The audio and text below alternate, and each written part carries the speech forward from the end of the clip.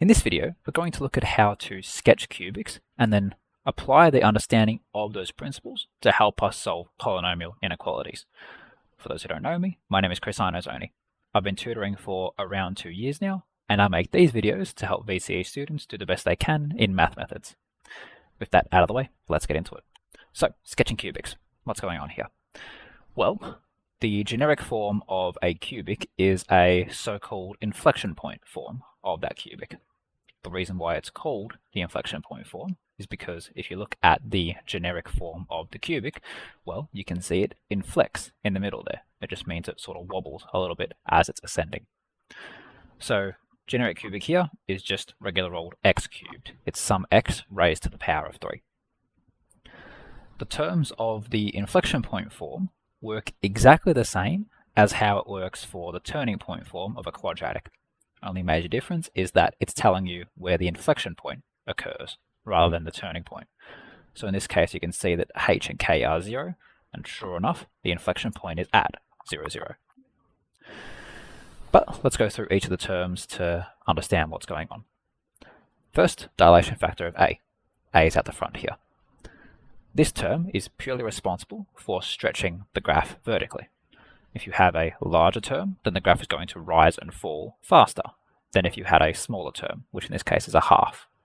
So, larger the term, the faster it will rise and fall. The smaller the term, the slower it will rise and fall. What's going on here?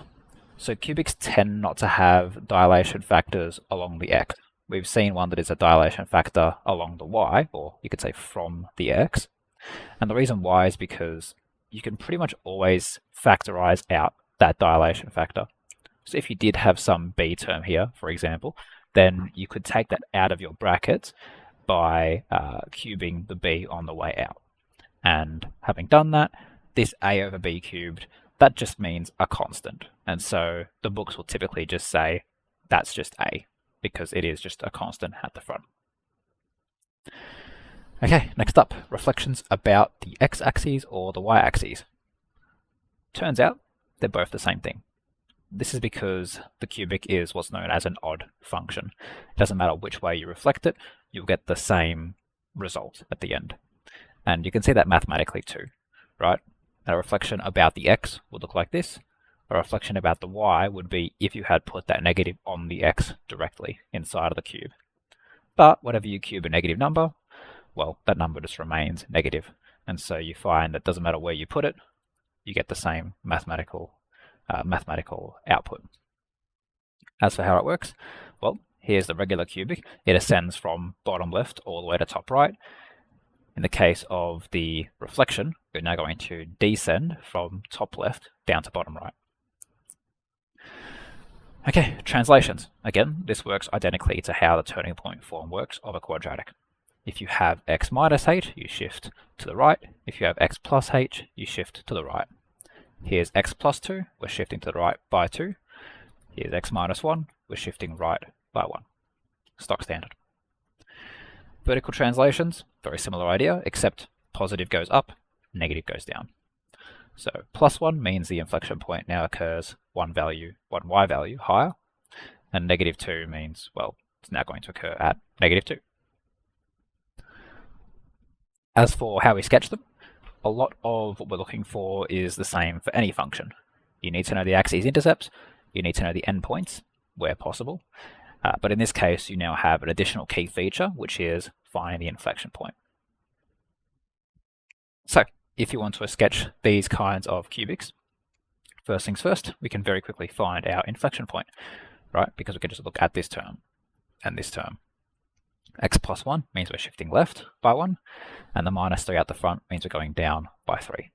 And sure enough, we're going to have minus 1 comma negative 3 as our inflection point. All we have to do now is calculate our axes intercepts. So y-axis intercept is always x equals 0, doesn't matter what function you have. And so when you sub in x equals 0, simplify, simplify, simplify, y equals negative 1. X-axis intercepts, same thing again. Always y equals 0, doesn't matter what your function is. And in this case, all we have to do is rearrange. So you would add 3 to both sides and divide by 2. Then to free our x value, we have to cubed root both sides. So if you remember from quadratics, if it was squared, you would square root both sides. Because it's cubed, we cubed root both sides. And here we can't really do a whole lot to simplify this any further, and so we just leave it as is. There was no domain restriction on this question. You can see it just says sketch that, and so we don't have to really worry about endpoints. We know it's already defined for all real numbers. And so we just sketch that graph. So there's our inflection point we found earlier, there's our y-intercept of -1, and there's our x-intercept of a nasty looking cube root. If we did have a restricted domain, so let's pretend it's from -2 inclusive to a half non-inclusive, then we find those endpoints by substitution. So if you sub in -2, you'll find that the y value at that spot will be -5. That'll be an inclusive spot. And if you sub in x equals a half for the upper bound, then you'll get, where is it? There we go, 15/4 as the y value non-inclusive for the upper bound. So inclusive just means you're going to have a dark circle there, and non-inclusive just means you're going to have an open circle there. Okay, that's not the only cubic that you need to sketch though. You may also have to sketch factorized cubics, and those do look a little bit different. You'll find that these will have 2 turning points rather than a single inflection point. So there's a few things that need to be considered when sketching factorized cubics. You need to know the sign of the x cubed term, whether it's positive or negative. That will tell you the overall shape, where it starts and where it ends. You need to know linear terms and repeated linear terms. You need to know how those will impact the graph. In all cases, we're going to use that information to find our axes intercepts, and as I mentioned, the overall shape in this case. So let's look at examples. So one possibility is just to simply have only linear factors in your positive cubic. So you got x minus 1, x plus 2, x minus 3. If you were to expand all of that out, you'd have an x here, x here, x here. That means a maximum of x cubed. That will become a cubic. So linear factors are always x-axis intercepts. They will cut through the x-axis at those spots. And you solve them like you would have solved in the previous video, right? How you solve cubics, you do null factor law. X minus 1 equals 0, x plus 2 equals 0, or x minus 3 equals 0. Those will give you your axes intercepts. Y-intercept, we already mentioned this, just sub in x equals 0, and you're sorted. As for the overall shape, you have to know the sign of your cubic. Is it positive or is it negative? When it's in this factorized form, it might not be immediately obvious. And so the way I tend to do it is I will just look, I've got a positive x here, a positive x here, and a positive x here. And there's no like negative on the outside. So when you have 3 positives multiplied together, you get a positive. For that very reason, this cubic would be considered positive. If we look back at our previous notes on how cubics work, when you have a positive cubic, it goes from bottom left up to top right. If you had a negative cubic, it goes from top left down to bottom right. We have positive, so we want this overall, starting at the bottom left, ending at the top right. Now that matters because, well, as you'll soon see, the way we sketch it, we have to go through all of the intercepts that we found earlier, but we need to know where to start and where to finish. So there's our intercepts, 1, -2, and 3. 1, -2, and 3. 6 was the y-intercept.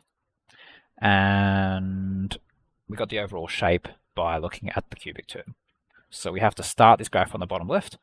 It's going to cut through here, curve back down to hit 6 and 1, and then it has to curve back up to hit 3.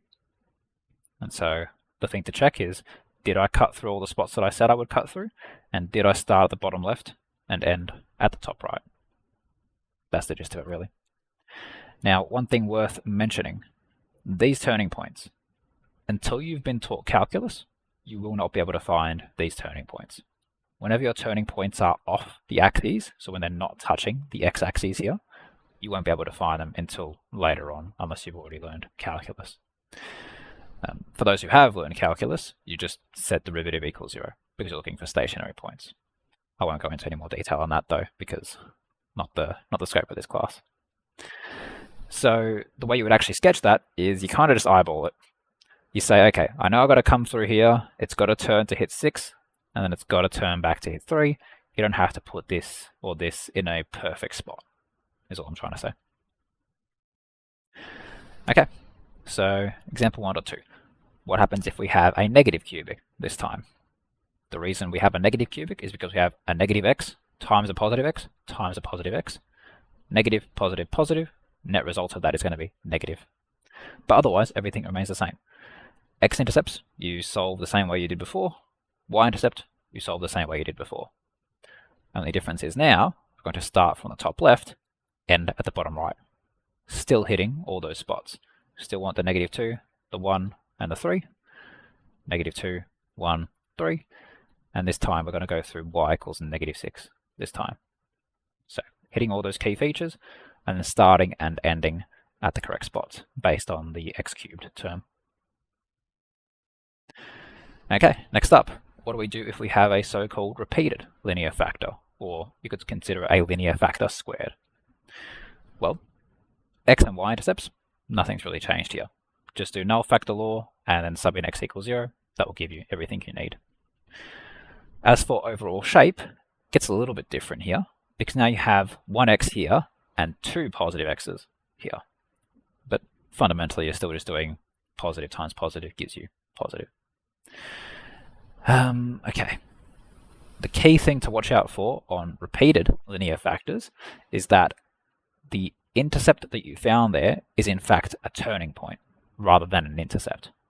And so you just need to make sure that when you touch x equals 2, you do in fact just touch it. You come right back around the other way. So we need to hit x equals negative 2 and x equals positive 2. That's here and here. And because we're positive, we need to start at bottom left and end at the top right. And so sure enough, we do exactly that. We've cut through negative 2 because that was a single linear factor. We turn back around to hit our y of 8, but then we're going to turn exactly on x equals 2. Remember, repeated linear, turning point. But otherwise, pretty much all the same there. In this case, I have given you the same example, but this time it is a negative cubic. The reason why you know it's negative is because you got a negative x here and two positive x's here. So negative, positive, positive, again, makes negative. X and y intercepts, as before, we figured out our shape. This time we want to turn at negative 2, right? That's the thing that gave us our turning point. That's the repeated linear factor. And so we're going to start at top left because we're negative now, turn at the negative 2, hit our y-intercept of 4, and then finally come back down to finish at the bottom right after having passed through x equals 1, which was this solution here. Okay, sometimes you might have a quadratic factor. Sometimes that quadratic factor doesn't have any solutions.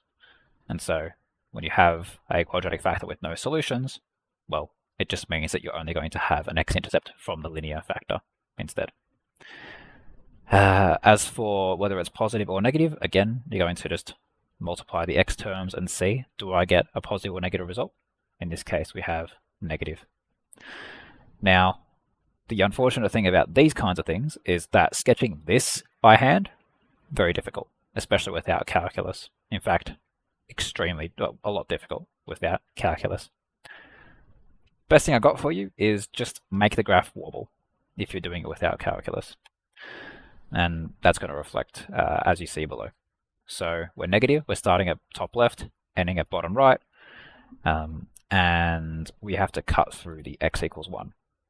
This kind of looks like an inflection point.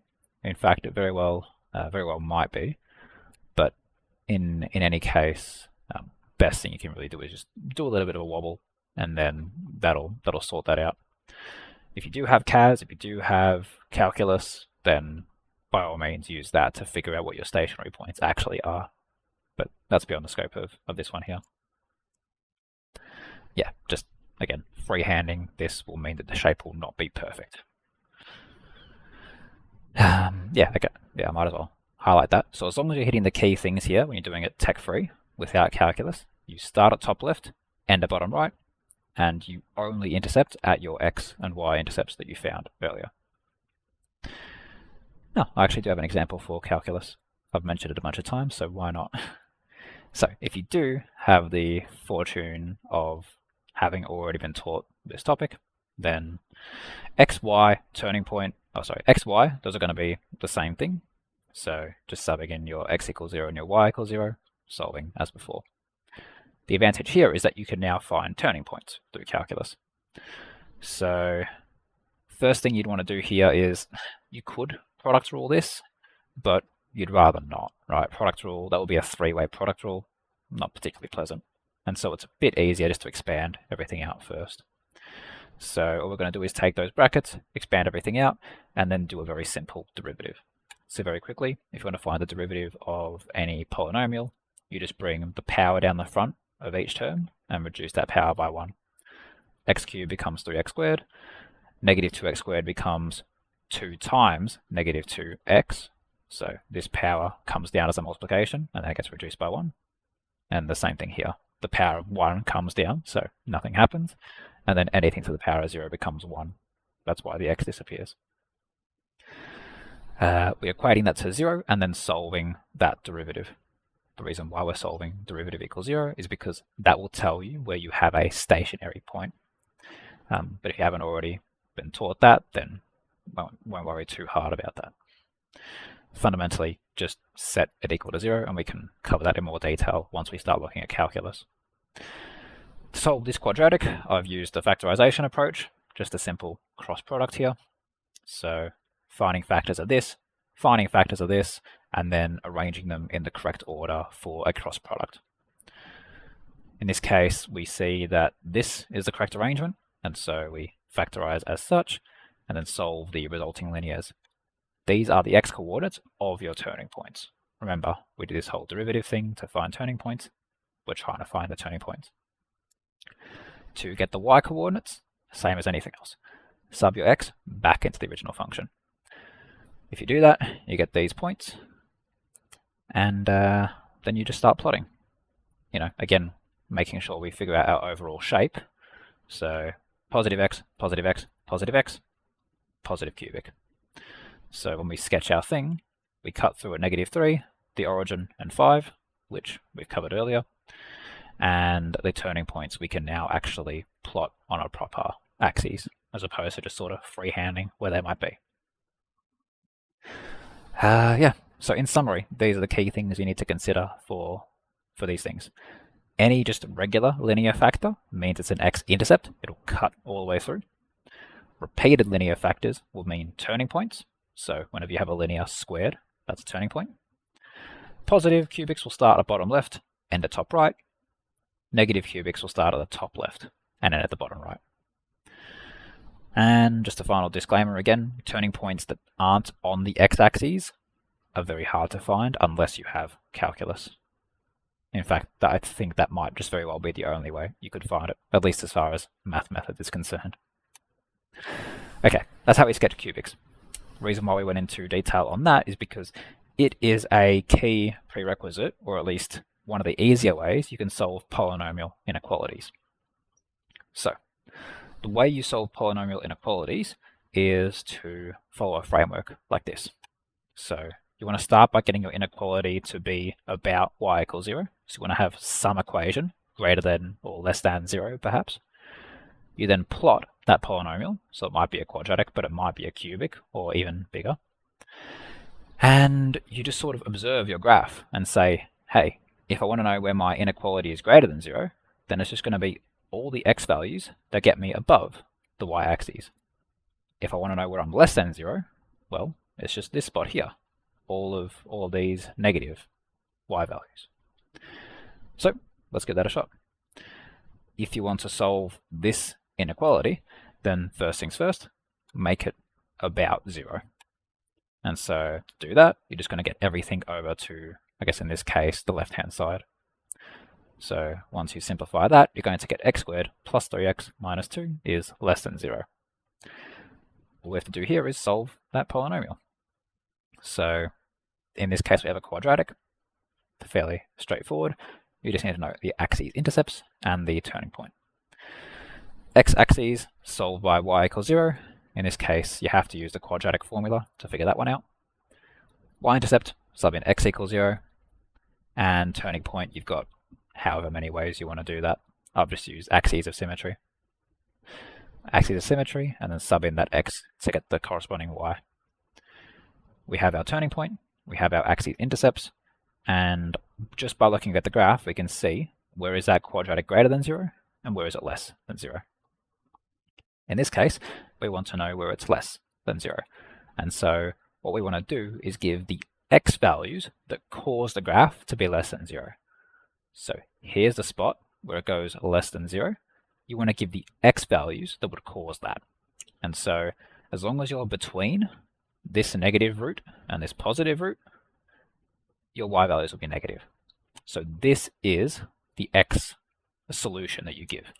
So you want to say you're between non-inclusive of those two root scenarios. That's pretty much it. That's all you ever do. I gave an example of a quadratic. This works for cubics, this works for quartics, it works for any type of polynomial.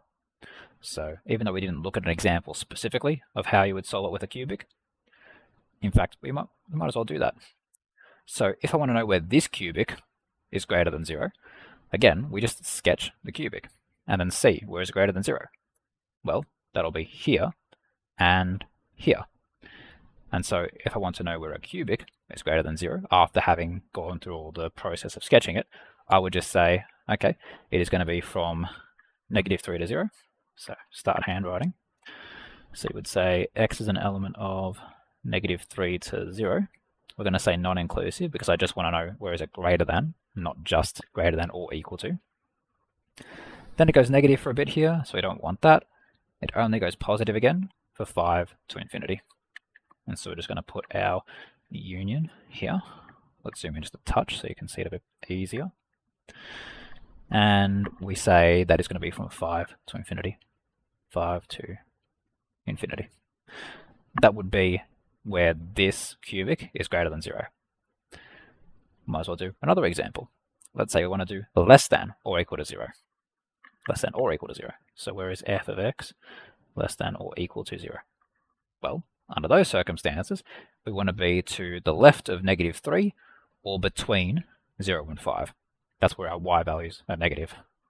In this case, though, we're going to consider equaling 0 a good thing.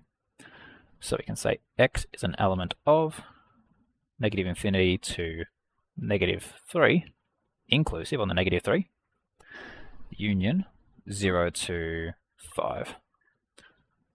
0 to 5. Because those are where the cubic will become negative. So polynomial inequalities pretty much all just boil down to getting your equation to be about 0, sketching that equation, and then seeing where is it above, where is it below. And you follow this more or less 3-step process on doing that. Thanks for watching.